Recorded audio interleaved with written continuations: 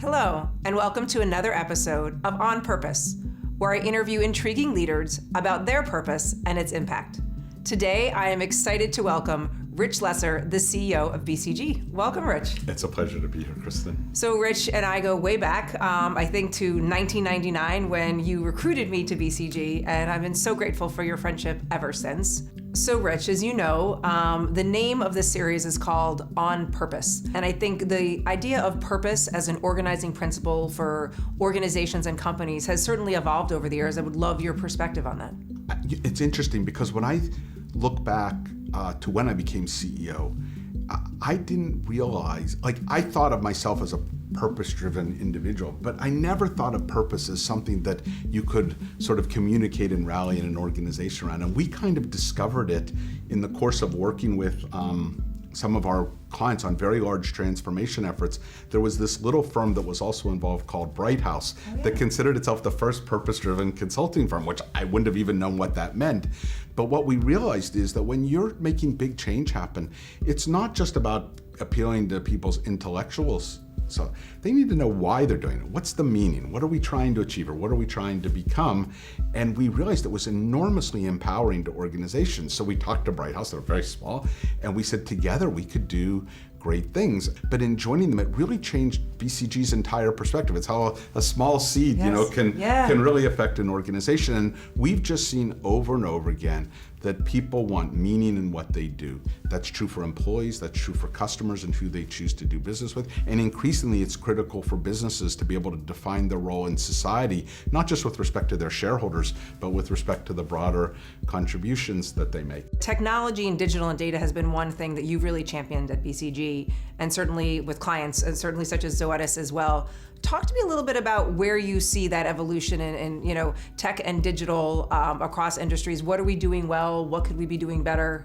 It's such an opportunity for people to rethink everything from how they do their supply chains to how they build customer relationships to how they run their companies internally, and the amount of value that can be unlocked, and not just traditional cost and productivity value, deeper relationships, more resilient and adaptive organizations and supply chains. It's enormous.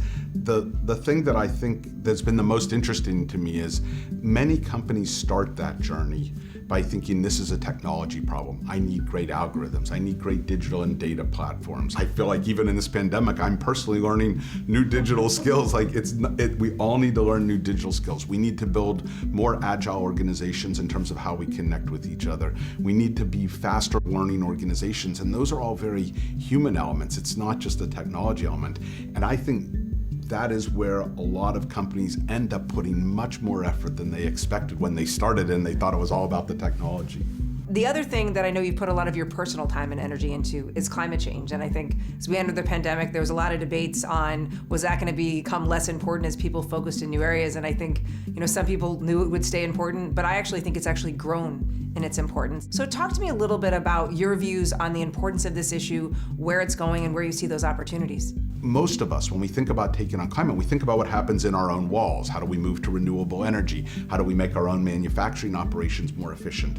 But when you look at the vast majority of businesses, actually most of the carbon emissions that are related to them are not from what they're emitting just themselves, their own scope 1 and 2 in climate parlance, but in their scope 3. It's their supply chain. Now that's not true if you're a cement maker or a steel maker, but for most businesses, it's multiples more in their supply chain. And the interesting thing is, whereas it seems unaffordable for a steel maker to be able to move to a hydrogen-based steel production or a cement maker to take to carbon capture, when you actually look at how much it costs relative to the value in the end product, it's much more manageable. So a car, which say would be $30,000, to make it a net zero car would cost about $500 or $600, which is, it's not free, but people pay that for a good stereo system or or better wheels. I mean, there's a lot of reasons people will spend that much.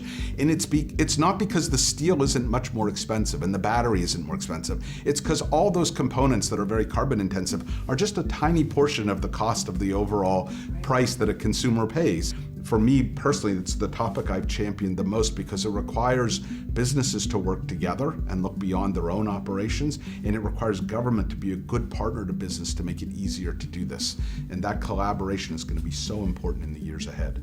Well, I have no doubt, you're such a purpose-driven person, and the impact I know you've had on certainly industries. We talked about, R&D, but I think most importantly, Rich, it's the impact you've had on individuals. It's through, colleagues and now leaders like me, of, really setting an example. So I want to thank you so much for joining me today for this episode of On Purpose. And thank you for listening. And I hope you join me next month for another episode of On Purpose.